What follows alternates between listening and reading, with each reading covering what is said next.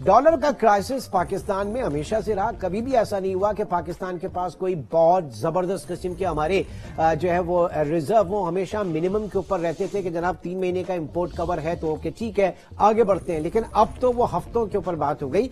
ये क्राइसिस शुरू कहां से हुआ, ये प्रॉब्लम कहां से आया डॉलर का? नासिर साहब बहुत शुक्रिया। देखें, ये सारा सिलसिला जो खराब हुआ ये कमर्शियल बैंकों ने गड़बड़ की। जैसे कि एक्सपोर्टर के डॉलर हैं, इनके अपने डॉलर तो है नहीं।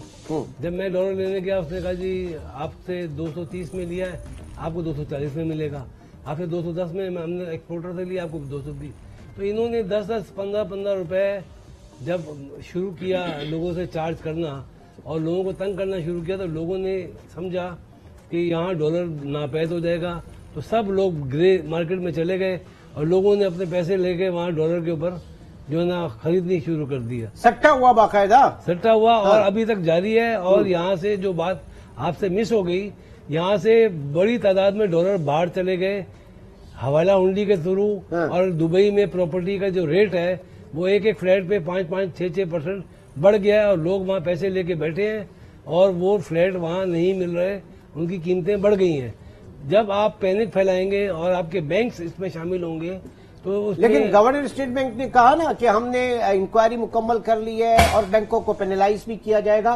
लेकिन बात सारी है कि ऐसा ही कुछ बांग्लादेश में भी हुआ था। वहां पर उन्होंने तकरीबन अपने 11-12 ट्रेजरी हेड्स जो उनको बिहाइंड द बार्स भेज दिया था, उनको जेल का रास्ता दिखाया था। पाकिस्तान में तो ऐसा कुछ नहीं हुआ अभी तक। देखिए, ये यहाँ का जो स्टेट बैंक बैंकों को नहीं चलाता, बैंक स्टेट बैंक को चलाते हैं। अगर कोई एक्शन होना होता तो अब तक हो चुका होता। अगर आम आदमी 100 रुपए का टैक्स बचाता है, चोरी करता है तो 100 रुपए पेनल्टी लगती है। जितनी इन्होंने चोरी की है, जितनी इन्होंने गड़बड़ की है, इन पे 100% पेनल्टी भी लगनी चाहिए और वो पैसे भी वापस आने चाहिए। ये मुल्क है, ये कोई 15-20 बैंकों के लिए मुल्क नहीं बना।